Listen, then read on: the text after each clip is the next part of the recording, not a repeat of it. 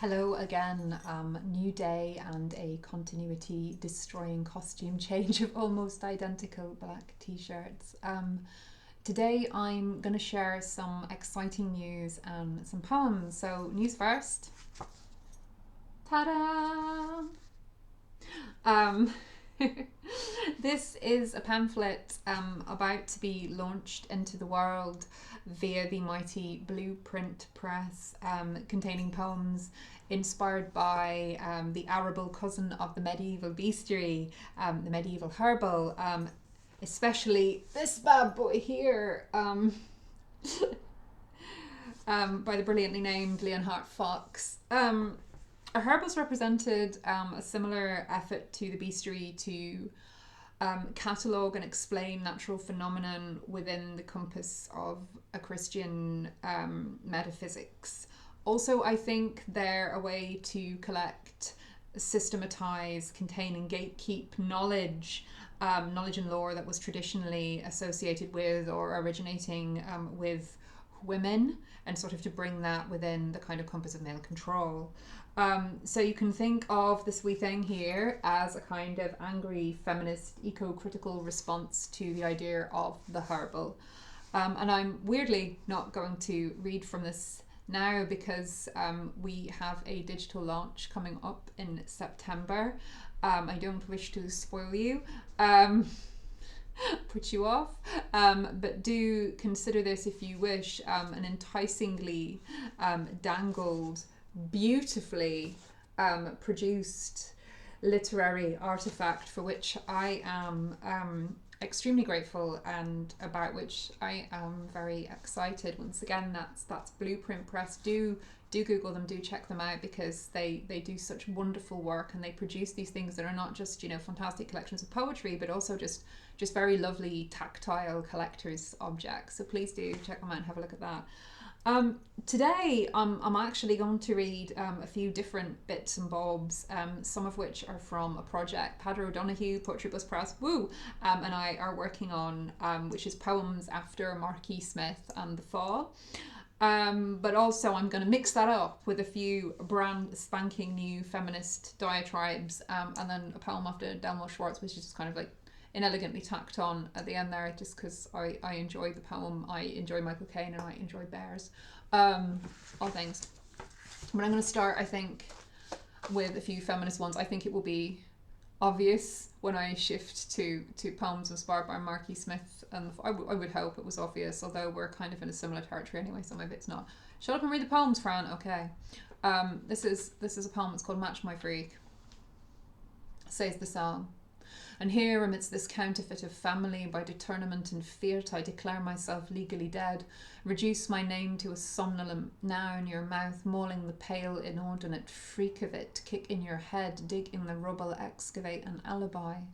I wonder what it means, the body, this ecstasy of last resort. I gusset my lungs for you. I lowered myself through an amulet's eye into the hotel hot tub. I hung my arms about your neck in aggravated garlands. I staggered my slut drop in heels like. Am I fun enough yet? Tanash has been nasty. Nastiness accumulates inside the hot thrust of her work ethic. Her scuffed thighs part to reveal a genuine hand-tooled calfskin wallet. Sex has been thoroughly costed. Sex has been reduced to clear, its belly yellowly labelled. Which is not really nasty at all. I am the outsized spider in its bandolier of boiling eyes mantling out of the plug hole nasty. The joindest rejoinder, litany of slits, formidable imposter, media roided out and raging into the backlash. Nasty like Binday and Tower Hamlets at the height of summer, and nobody wants to fuck that thought. Match my freak, says the song. Youth was a misfit's grift, the sky inside my silence, knocking to get in, scratching to get out. A girl is full, not of rooms but corridors, not of doorways but of arches. I was sewn into my own breath, pleural residues, aspartame and abscess, sewn inside a hacking cough, a scrupulous refusal of joy. When I was nasty, I flicked a lighted splint into a hood, and I climbed the blaze as the blaze also climbed, Ben Hounds with second-degree burns.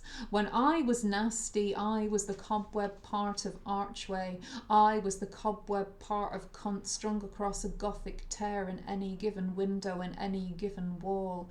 I was the nemesis of frenzy, friendzone, your frenzied nemesis.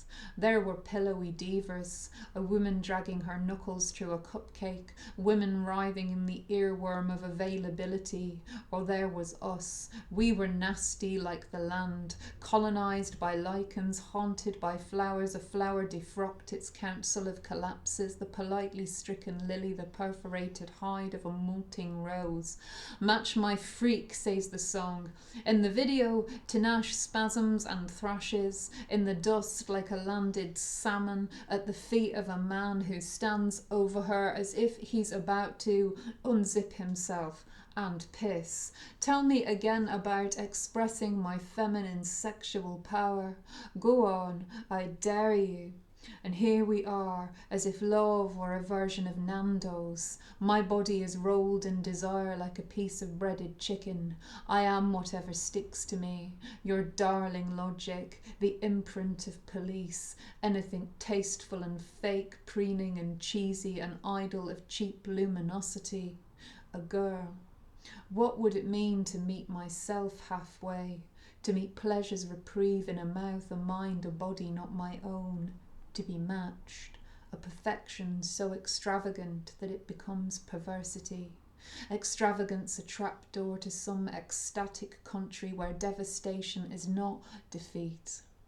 Give nasty its grandeur, a monster just like me.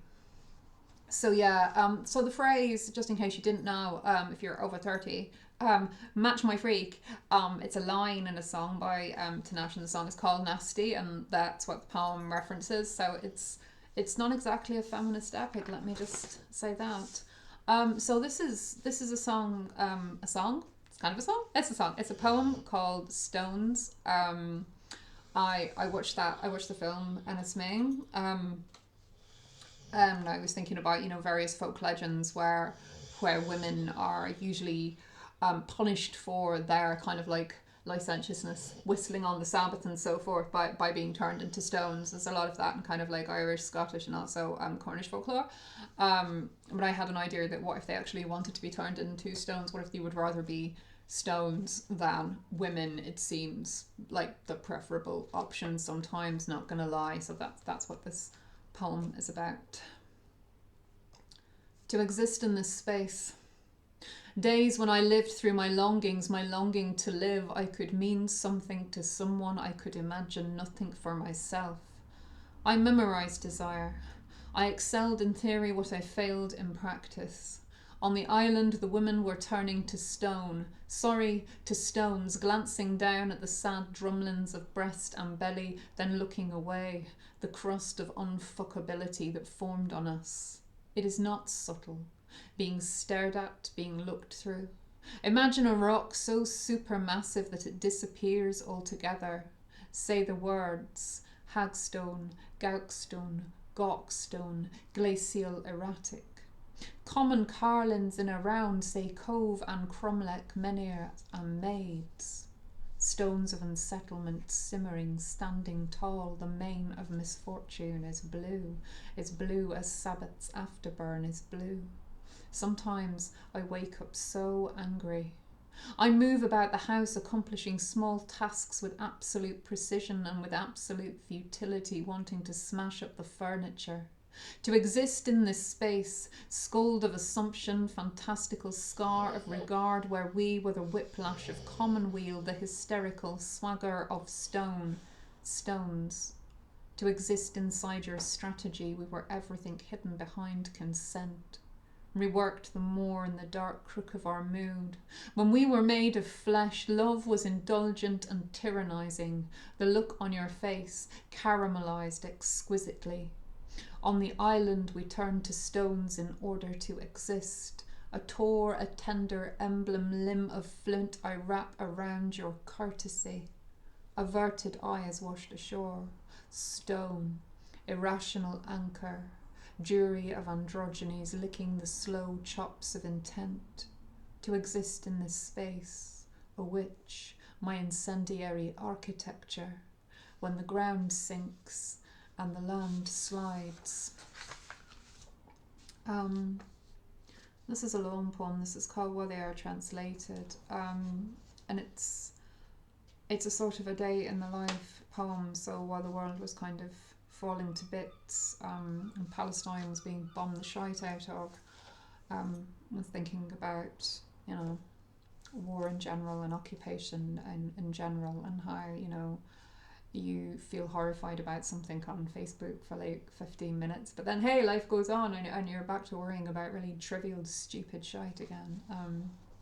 And everyone is very kind of consumed in their own private hell, and its attempt to sort of break through that and imagine a kind of solidarity that encompasses and holds all things, and fails to.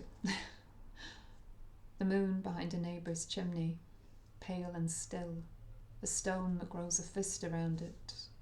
Adversaries, saviours, an Instagram of loose stools sermonising. We accord the candle its finger of feeble light. The body totters and thrums, and England, whose name is a nest building itself from the sharp twigs of eviction. Somewhere is anything scalpelled out of speech, is nothing that patience contains. Failure. From the Latin falere, to deceive, we are deceived. England is a big man, all stomach and scruple, all flags and officialised enthusiasm. His masochist swagger, the tongue is cheaply reeved in its chanting, and indifferent, alas. To find out that we were, after all, not naked but empty, is England.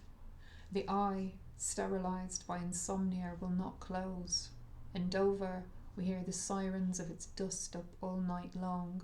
We hear those catechists of aggro setting course, collision or entanglement, and the paley-wally wives say cabernet, cabaret, flagons of mortified gorge, a spiral ripe for lèse-majesté, and broken ankles, scabbles, grovels, the open-handed chivalry of coffins. England will find us out by the peaty swag of bogs, the boggy swaggers sweat from us, a static caravan white and enormously torched. Pain in the forced umbrella of my belly. The mournful gallantries of YCL members on Facebook. Another spotlit moralist beating time with his tongue. Cats. Spivvy frauds crossing the flat roof of the kitchen. All the teasing residues of storm, the residue and negative of storm, and our poets, walling their thoughts in a riverbed. The poet repeats his sundered pate against the table. There is a rock, propitious to inscription, caresses and exemptions. There is a woman's mouth, stretching from its strung corners like a web. There is the chafed stink of coriander, the wan oratory of gulls. The sky is sentenced to feathers, sad dalliance, a forelock monarchizing on the BBC. They balance, then they vanish. Despair. Magnified and fashioned once, there was a fig, an olive, a weary staple of bread, a rag of bread, a wet rag of bread, a scab of bread, and what of it? There were children, or things that kept the shape of children, shy airlings, a sheeling's heirs. There were chancers and braggarts carolling their wounded bromance at each other. In England, pet hair collects behind cabinets, a laugh is wrangle, the Yule owl disappears into itself. Paul is driving, skimming the dark landmarks of our fathers, skimming the split auntie, the spilled mother, remorse paroled, a paroled Heil, a Heil holstered, and the gutters are sluiced and our texts are censored. A bed where pain is both the nectar and the residue of sex. He says, I am like a slug, I secrete and proceed myself, beveled flirt, edgelord, sedgelord, hedgelord, we step fully formed from the loins of a corpse, by which I mean England, my hillocks of bulshy spleen. Someone is always watching, eager for what power confers or constitutes. The woman is watching all my uncivilized embodiments, the glow from my phone, nimbus of innocent, savouring the overflow. Comments thread. Turn women into menstrual weapons, some incels said. Spell check suggests exhaustions. Pluck a promise like a bud. I need to be gentle, saturated, stalled between screen grabs, the nemesis. These poets, a roundhouse kick to their royalties, and the frowning spectrals, critics, attritions, traitors. We have a sky that bristles with eclipses. Over the Medway, end of the day, rosy and foaming, over the Medway, polluted taboo. River is the grammar and the government evangelizes and asserts, O Jerusalem, O cherry destitute of petals, they do not know. An occupation does not end when they leave the land.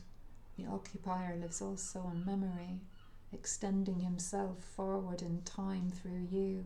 His greatest obscenity is that now he is something that you carry, that you incubate and reproduce. Oh God, it is morning, this pantomime of magpies. While they are translated, willful is not the same as willing. The state is treading its measure into our wailing, the skull tempered against the curb, our erotic apprehensions. We have paid for this.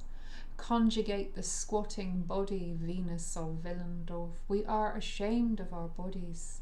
A tactical retreat, abandoned and intact. We are disgusting to ourselves. Where is lament born? And the tongue and the throat and the gut, the busily stupefied, infatuated fanboys, all these deluded brutes, these brutal dudes. Love is a noose made from swooning. The dead man's fingers stiff inside a ring. A dead body emptied of all its gleets and mischief. The emitted bird of emission, I mean paradise. The garden full of wrought fruit, low-hanging but inedible. The uses the dead may be put to as follows. Reducing the press of another's misery to a kind of peaceable could be worse, horse shit.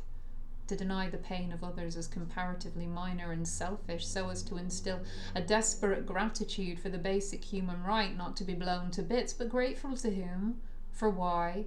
They have outsourced their war. Jess Norman and Christopher Chope voted against the call for immediate ceasefire. They own shares in BAE Systems. But that is not all. The dead are versatile. Use them as the crowbar of correctness to coerce a performance of absolutes, to big yourself up. Affirmations of vanishing. Oh, you chattels and you batteries. Farm animals overdrawn in discipline. You proles. Somewhere between the footprint and the eardrum, the sea eats the seawall. A documentary filmmaker stifles a cough. The moon behind the neighbour's chimney, luminous and shrill, the proverb entrenched in the palate askance. A rich full day, a rich full day.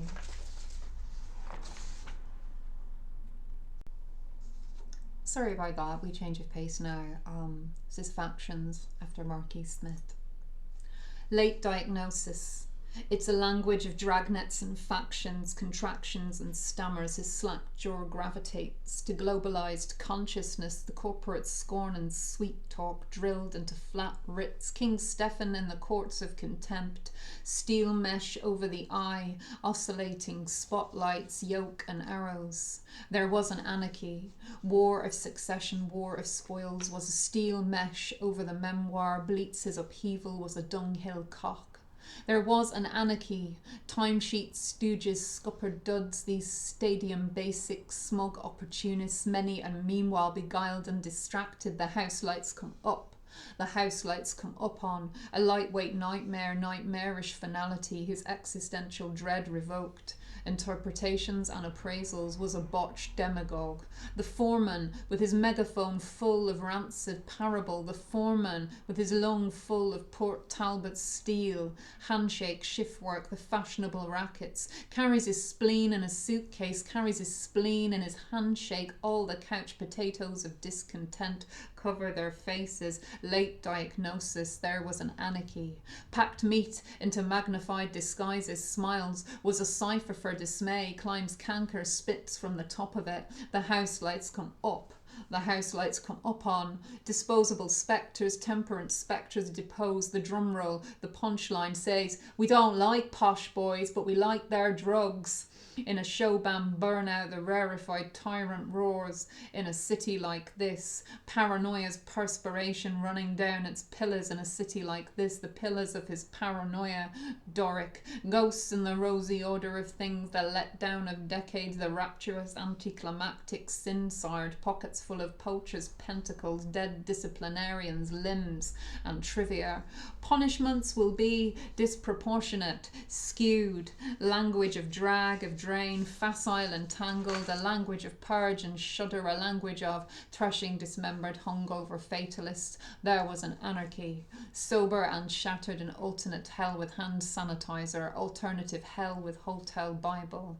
And he was our monarch those forgery years, all his complaint in his face, little land of wrecked hawks and burnt rubber, tarmac this tax year over these catchy tunes. Chilled and flinching, I saw him empty his accident into imperial derelict seaside town, cleaved and alive by the rain, lashed to the stammer, contraction, the mute egregious weather, kids swarm everywhere, the wolf milieu off their nuts, changelings of normalised knife crime, Ramsgate. There was an anarchy, cringe in Edwardian bafflement, the listed buildings, mournful toy town incantation says, levelled up? Nah, just levelled. All our phosphorus once returned. This is grunting stuff. A broken tooth bestride a song, their aggravating swagger, these southern fried flatterers, the stink on them. A crack rock's phobic prelude to the bloody life story. Rabble woozily rallied. I heard there were ballads for this, for the anarchy, for the untutored instruments, hands, tongue, the thumping muscle of me, for late diagnosis. O pedant redeemer, scorched and thwarted, your tarot of thwarted slang, do you not have a spell for the anarchy? These dismal syllabus, the fag ends of factions, stanzard Neanderthals, martial twirls of phrase, when the house lights come up, and the house lights come up on, a deadpan parody of bluebirds, the wind distilling a sneer, to coruscating truculence, chapel of wrath, on the hill, in the rain, empty of all except late diagnosis, factions filling me up. Cheers.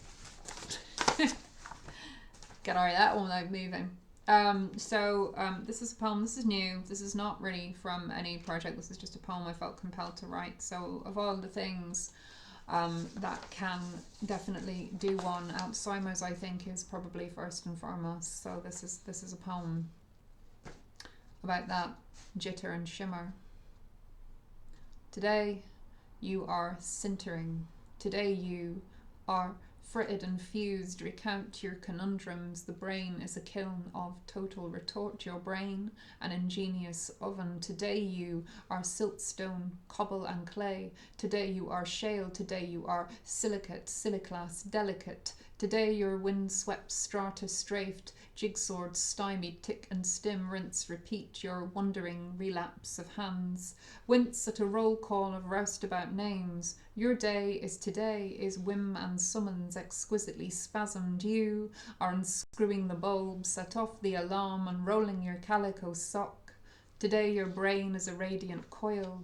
Today you wear a coronet of rakish concentration. You are scoring the wet ceramic, your thumb cruising the crease. Astonishment slants into your open face as you remember everything. Talk turns into jitter and shimmer and non sequitur. So much tempered turbulence, your jitsphony fianced, fired and forged. Today is all refractory. Your day is castable, quenched in the slack tub, hard on the hearth. Tongue as any firm thing you wield, you weld. Today you scratch built, slow burn, kit bash, bootstrap your improvised rimmel, but brain about to burst. Tell me what you see. Upset the typescript of rationed woe. Today you are sunset, our most desolate necessity. From wellhead to manifold, you crescendo, you stutter and flow.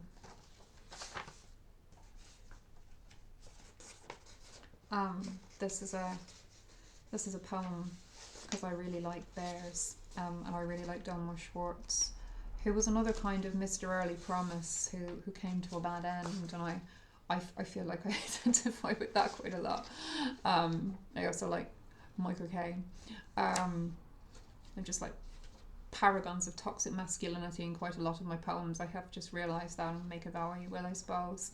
Okay, so this is Refusing the Heavy Bear. He's a big bear, but he's out of shape.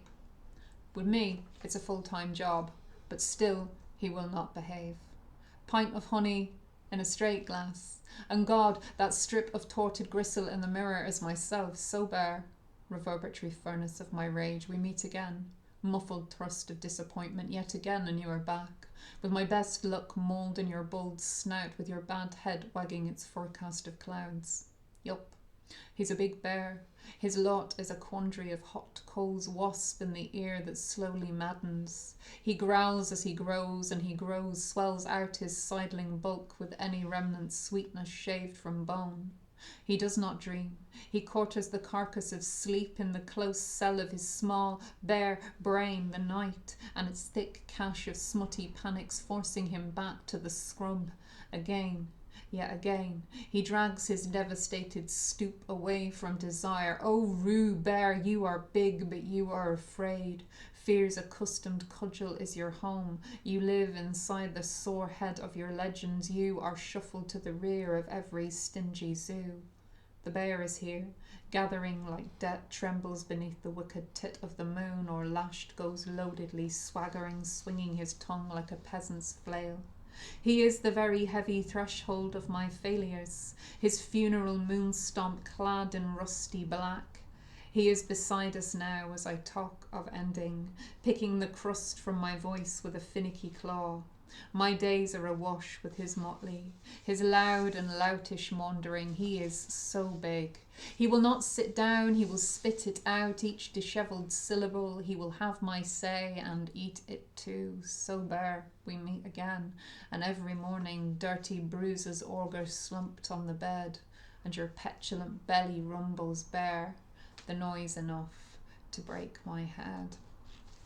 And I think that's probably more than enough from me, because we're coming up on half an hour, so I might do another one of these tomorrow, or you might not hear from me from like another 6 months. Either way, just make the most of it, and be seeing you.